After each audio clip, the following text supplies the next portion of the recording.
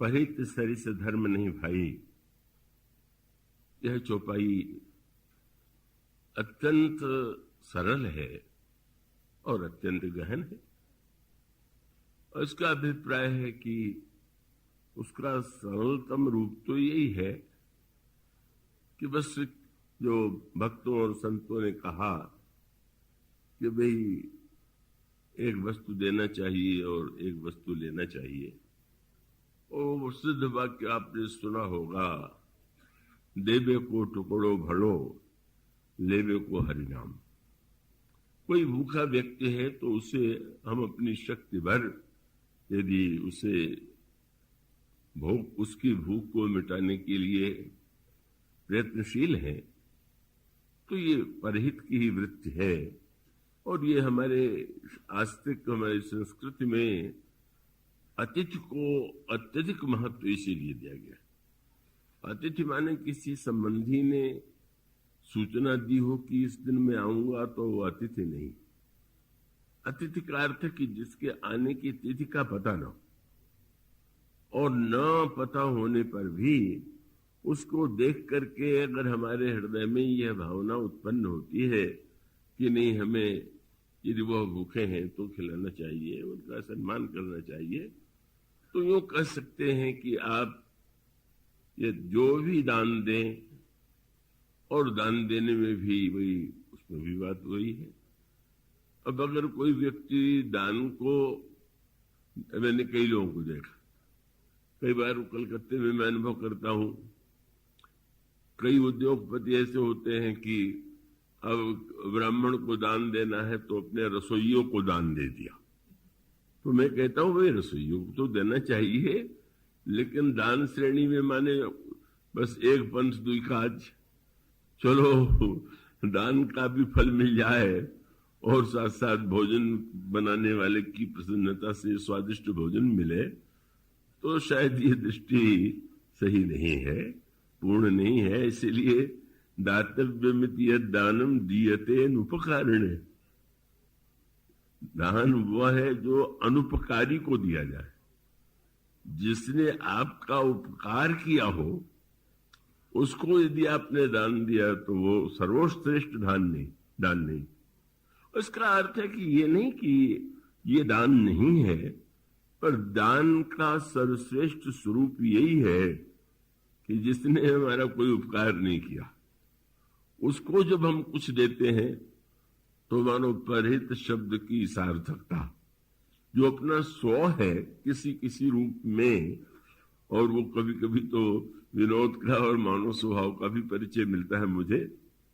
मेरी अवस्था जब थोड़ी सी 14-15 वर्ष का रहूंगा तो हमारे श्री हनुमान जी महाराज गांव में है, वहां रामायण पाठ करने जाता तो गांव के एक सज्जन आए, बड़े मिट्टी के बर्तन में लड्डू भर के ले आए। पुजारी जी नहीं थे तो उन्होंने कहा कि न हो तो भोग लगा दीजिए। मैंने लगा दिया। बाहर कुछ बच्चे एकत्र थे तो मैंने सोचा कि अब प्रसाद है तो सबको बांट देना चाहिए, लेकिन उन्होंने मुझसे ये कहा कि इसमें से आप तो एक ले लीजिए। मेरे लिए भी उन्होंने सीमा तो बना दी थी कि एक ही लेना है और अन्यों को मत बांटिए। मैंने कहा प्रसाद है तो बच्चे खड़े हैं, कहने कि नहीं, बात यह है कि जब मैं बुखार था, ज्वर बहुत लंबा था, तो मैंने हनुमान जी को मनौती मानी थी कि हमारा ज्वर ठीक हो जाएगा तो आपको इतनी मिठाई अर्पित करेंगे। और संयोग से आज ही मेरे बेटी के घर में भी कोई समारंभ हो रहा है, तो भोग भी लग गया और बेटी के घर का व्यवहार भी पूरा हो जाएगा। अब आप बांट देंगे तो फिर हमको उसकी कमी पूरी करनी पड़ेगी। मानो मनुष्य का स्वभाव तो बड़ा अनोखा है, वो किस तरह से ऐसी बात सोचता है। पर सावधानी यही होनी चाहिए कि दान का अर्थ और पर शब्द का अभिप्राय यही कि जो दूर का है, जो अनुपकारी है, का उसके प्रति भी हमारे हृदय में यदि उदारता है तो वो उदारता सचमुच सही अर्थों में उदारता है और अपनों के प्रति उदारता होनी ही चाहिए, पर वह तो कर्तव्य है और वो एक प्रकार से परस्पर आदान और प्रदान है, उसका एक अपना महत्व है। वो जीवन में उस पक्ष का कोई अनादर करने की आवश्यकता नहीं है कि जो अपने हैं व्यक्ति उनको कुछ न दे या उनका ध्यान न रखे, वो एक, लेकिन वो व्यवहार का पक्ष। तो मैंने कहा कि परहित शब्द जो है बहुत गंभीर, जिसकी व्याख्या कई अर्थों में आपके सामने करने की चेष्टा की गई, और सरल रूप यही है कि आप का सबके प्रति आपके हृदय में, वो दूर का हो, दूर भिन्न जाति का हो, भिन्न व्यक्ति हो, और उसके प्रति भी आपके मन में अगर हित बुद्धि है और आप जो कुछ उसके लिए कर सकते हैं, जो आपकी सीमाएं हैं, उसके अनुकूल आपको कुछ न कुछ करना चाहिए। और यदि किसी के पास सामर्थ्य नहीं है तो कम से कम सम्मान के शब्दों के द्वारा उसका सम्मान तो कर ही सकते हैं। अपनी असमर्थता बताने में भी विनम्रता हो सकती है। तो इसलिए वस्तुतः यह परहित शब्द अत्यंत सरल है, पर उसका एक तात्पर्य है जो उसकी दार्शनिक या आध्यात्मिक व्याख्या करने की चेष्टा की गई कि ऐसा न हो कि थोड़ा सा परोपकार करने पर यह अभिमान व्यक्ति के जीवन में आ जाए कि मैं परोपकारी हूं। इसकी बड़ी संभावना रहती, और इस संभावना का निराकरण तभी हो सकता है जब व्यक्ति परहित के जो अंतरंग पक्ष हैं और उसकी जो अंतिम परिणति है उस पर उसकी दृष्टि जाए। तो उसका अर्थ यही है कि हमें इस बात को नहीं भूलना है कि वस्तुतः परहित तो केवल ईश्वर और ईश्वर के भक्तों के द्वारा ही संभव है, और उसका कारण है कि व्यक्ति की सामर्थ्य की सीमाएं। पर इतना होते हुए भी अगर कोई व्यक्ति अपनी सामर्थ्य का सदुपयोग करता है तो धन्य है। और इसीलिए दो ऐसे प्रसंग हैं कि जहां पर परहित की प्रशंसा में इस पंक्ति को छोड़ के भी वाक्य आते हैं। एक तो काम का प्रसंग जो आपके सामने रखा गया था, और दूसरा प्रसंग आता है आरण्य कांड में गीधराज जी का प्रसंग। जटायु गीध है, तो पक्षियों में जो निकृष्टतम पक्षी माने जाते हैं वो है या तो गीध है या कौवा है या बगुला है। अब ये जो निकृष्ट पक्षी हैं उसके साथ साथ चातक है, कोकिल है, कीर है, चकोर है, मोर है, हंस है, इनकी श्रेष्ठ पक्षियों में गणना की जाती है। लेकिन एक अनोखी बात है कि रामचरितमानस में जिन दो पक्षियों को सबसे अधिक महत्व दिया गया उसमें एक कौवा है और दूसरा गीध है, और वो इतना महत्व मिला कि जितना हंसों को और अन्य पक्षियों को भी नहीं मिला। तो एक तो आप आरण्य कांड में दृष्टि डालेंगे, जटायु गीध है, और गीध की बस वो गीध का जो प्रतीक है वो बड़ा समझने योग्य। आप जानते होंगे कि गीध में उड़ने की बड़ी सामर्थ्य होती है, और उसके साथ साथ गीध की दृष्टि जो होती है वो बड़ी पैनी होती है। वो ऊपर उड़ता है और पैनी आंखों से दूर दूर देखता है, पर वो उस पैनी दृष्टि का उपयोग क्या करता है? वो दूर दूर तक दृष्टि डालता है कि कहीं कोई पशु या मनुष्य का शव पड़ा हुआ हो और उसके मांस के द्वारा हम अपनी भूख मिटावे, और ऊपर से नीचे उतर करके उस मांस के द्वारा अपनी भूख मिटाने की चेष्टा करता है।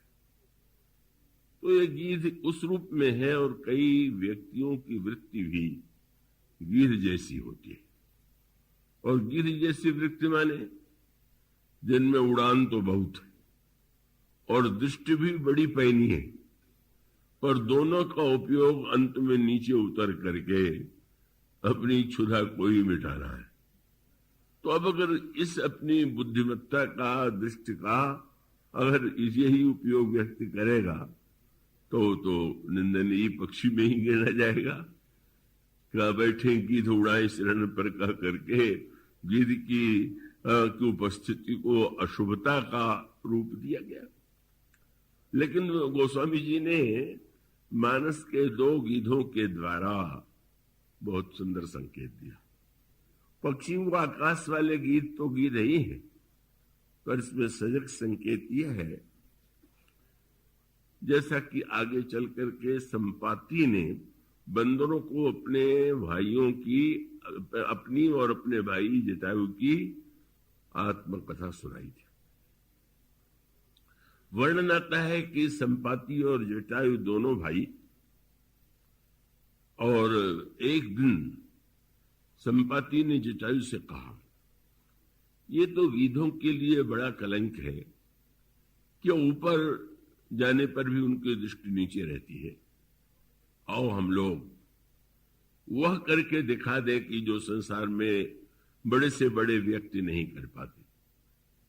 और वह प्रस्ताव यही था कि हम लोग सूर्य मंडल तक यात्रा करें, सूर्य तक पहुंचे, और तब लोग यह अनुभव करेंगे कि वस्तुतः ये गीध कितनी ऊंची दृष्टि वाला है, कितना ऊपर उठने की, उड़ने की इसकी वृत्ति है।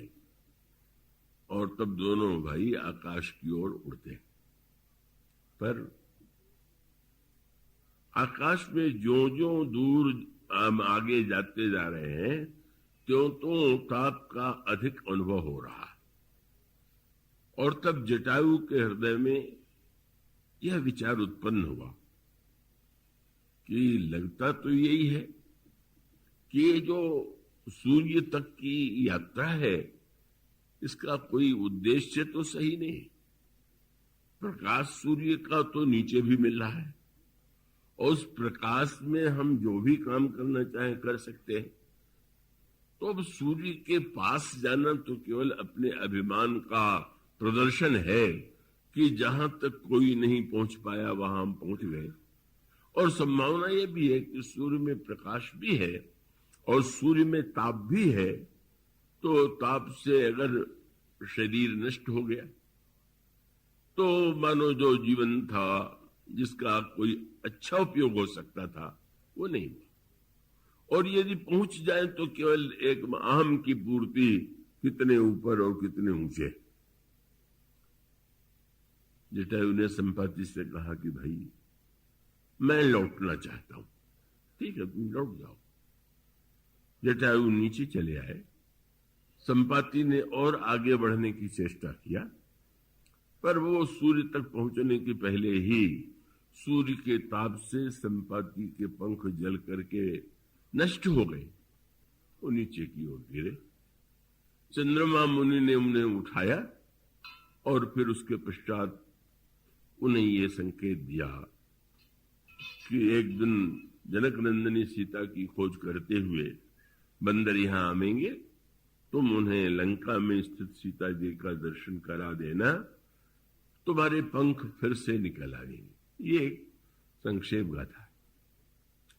अब इसमें जो सर्वश्रेष्ठ प्रसंग है वो समझने योग्य। कृपया सजग नित्य ही रहना चाहिए, पर वास्तु अंतिम दिन है इस यात्रा का, तो जागते ही रहिएगा। और जागना इसलिए बहुत आवश्यक, मुझे स्वयं बीच में नींद आ गई थी, तो उन्होंने हिला के मुझे जगाया।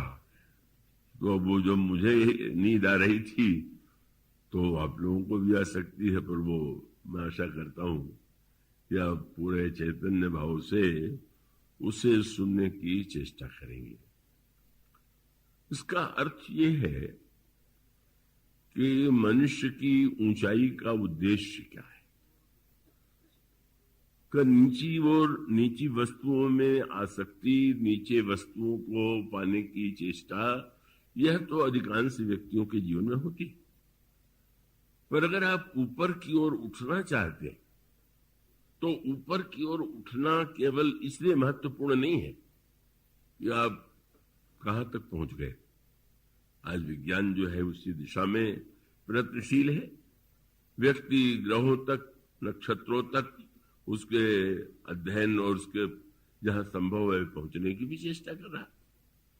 तो अगर उसका उद्देश्य कुछ हो सकता है, एक उद्देश्य तो यह है कि व्यक्ति के अहम की पूर्ति हो, कि जो दूसरे नहीं कर पाए वो मैंने किया। तो अहम की पूर्ति, अहंकारी व्यक्ति तो बड़े से बड़ा काम कर लेता है। एक उसमें पुरुषार्थ होता है, उसमें एक संकल्प होता है और वो अपने अहम के द्वारा और ऊपर चला जाता है। आप जानते होंगे अहंकार को मद भी कहते हैं, मद शराब को भी कहते हैं। उसका अभिप्राय कि शराब पी लेने पर कभी कभी जो साधारण व्यक्ति नहीं बोल पाते हैं वो भी बोलने लग जाते हैं, और कभी कभी वो कहते भी यही है कि हम तो इसीलिए लेते हैं कि इसके बिना हम अपने आप को दबा हुआ पाते हैं। तो ये समर्थन न समझ लीजिएगा, इसका अर्थ ये है कि ऐसा कई लोगों को ऐसा भ्रम है और होता है। लेकिन अब फिर वही प्रश्न है कि जो नशे के द्वारा अगर कुछ समय के लिए हम अपने आप को बुद्धिमान समझने की चेष्टा करें तो स्थायी भाव नहीं होगा। इसलिए बात में जब पढ़ता हूं तो बड़ा आनंद आता है। वो जो ओलंपिक में खेल होते हैं उसमें विविध प्रकार के आयोजन होते हैं, और आयोजनों में जो प्रथम होता है उसको बड़ी कीर्ति मिलती है, उसको बड़ा सम्मान प्राप्त होता है। तो आपने पढ़ा होगा कि उसमें एक नियम कि अगर कोई प्रथम आने वाले व्यक्ति के विषय में ये पता चल जाए कि इसने कोई उत्तेजक औषधि लेकर के सफलता पाई तो उससे वो स्वर्ण पदक छीन लिया जाता है। कितनी अच्छी बात है। माने आपने अपनी क्षमता से सफलता नहीं पाई, आपने कोई औषधि लेकर के एक ऐसी उत्तेजना पा लिया कि उस उत्तेजना से आप सफल हो गए। और कई बार ओलंपिक में ऐसे कई खिलाड़ी हैं कि स्वर्ण पदक पा लेने के बाद भी जब यह सिद्ध हो गया कि इन्होंने कोई इस प्रकार की वस्तु ली है तो वो स्वर्ण पदक वापस ले लिया जाता है।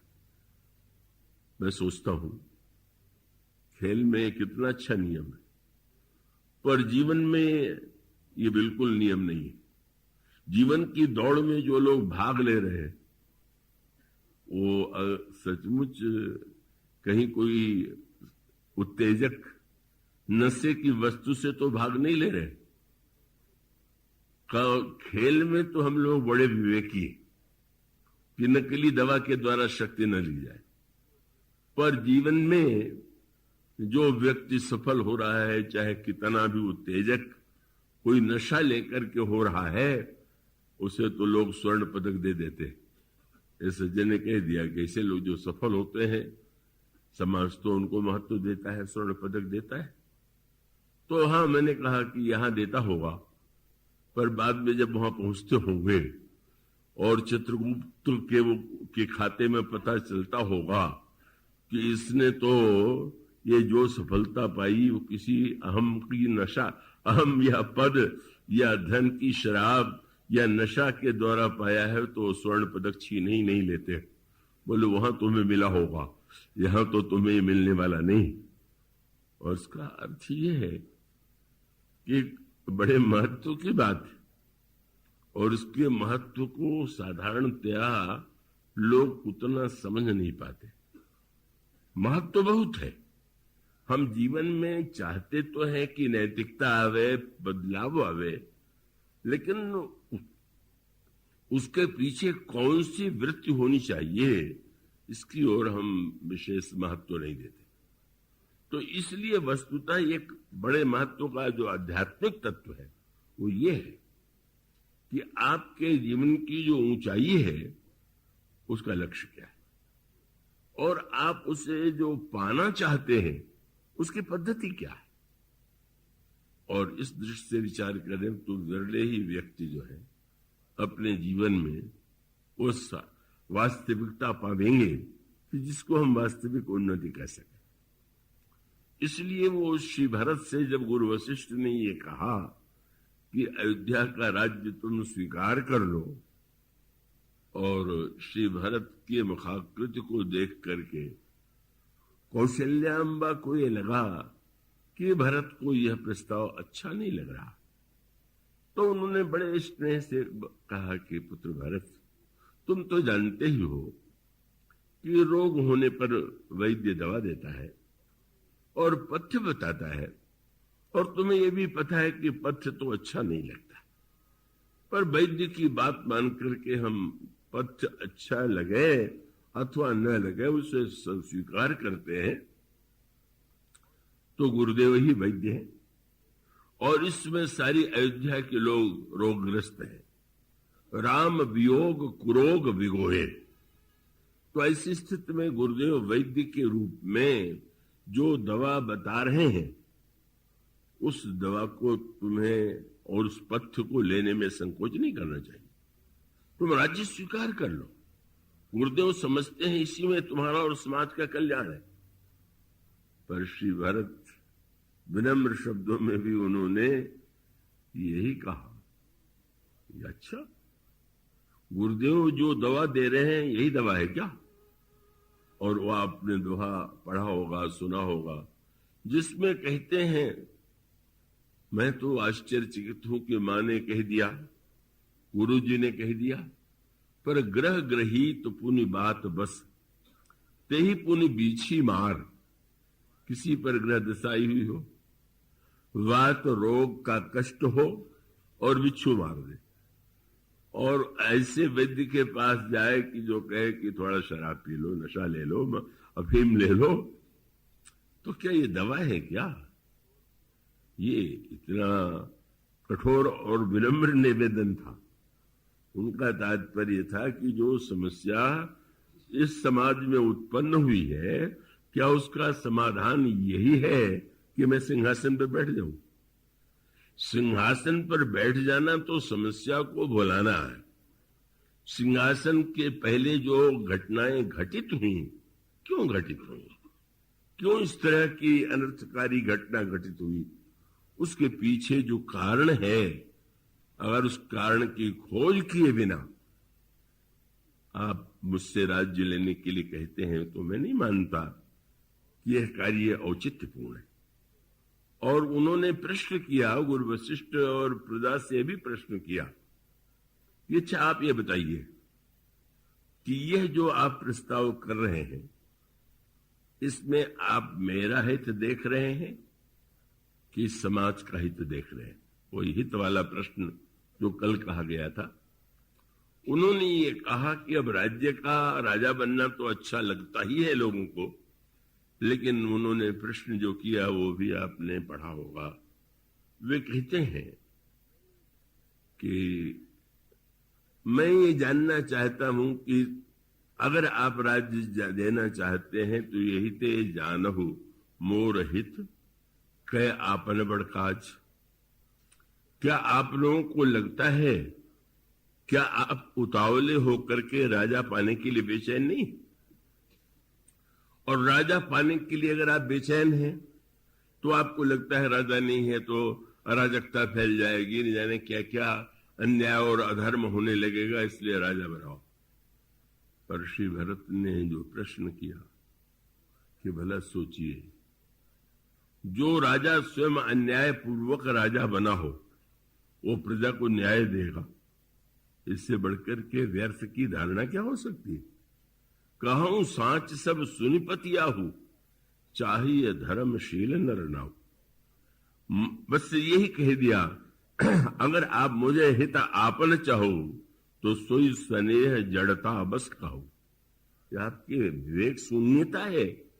आप सोचिए कि जिस व्यक्ति को राजा बनाने के लिए प्रभु श्री राम को वन भेज दिया गया हो, हमारी महान आदरणीय पूजनीय काशी जनक नंदिनी को वन में भटकना पड़ रहा हो, लक्ष्मण जैसे महानतम चरित्र और अत्यंत सुकोमल वे आज बन बन भटक रहे हैं, जिस राजा के सिंहासन पर बैठने के लिए इतने लोगों को कष्ट दिया गया, और फिर आप जब कहते हैं कि पिताजी ये चाहते थे तो स्पष्ट ही है कि पिताजी ने अपना प्राण दे दिया। वे मेरे आने तक भी प्रस्तुत नहीं हुए प्राण रखने के लिए। और इसका अर्थ यह है कि ऐसी विपरीत परिस्थिति में आप क्यों कल्पना करते हैं कि आपका हित इस ऐसे राजा से हो सकता है। और उन्होंने याद दिलाया, इतिहास को देख लीजिए, जब भी उतावलेपन में लोगों ने किसी को राजा बना दिया तो तत्काल बना दिया और बाद में फिर पछताने लगे। और उन्होंने कहा कि नहीं नहीं, राजा केवल धार्मिक नहीं होना चाहिए, आप तो धर्मशील होना चाहिए। ये थोड़ा गंभीर शब्द है। धर्म और धर्म चाहिए, धर्मशील नर ना हो। धर्म और धर्मशील का अंतर क्या? जो बुद्धि पूर्वक धर्म का पालन करे वो धर्म है, और धर्म जिसके स्वभाव का अंग बन जाए वो धर्मशील है। जिस समय कोई वस्तु ऐसी आपके स्वभाव में बन गई कि उसे आप बुद्धिपूर्वक नहीं स्वीकार करते, बल्कि वो ऐसा करना आपका सहज स्वभाव है। श्री भरत जी का तात्पर्य है, जो लोग बुद्धिपूर्वक धर्म को स्वीकार भी करते हैं तो बाद में बदल जाते हैं।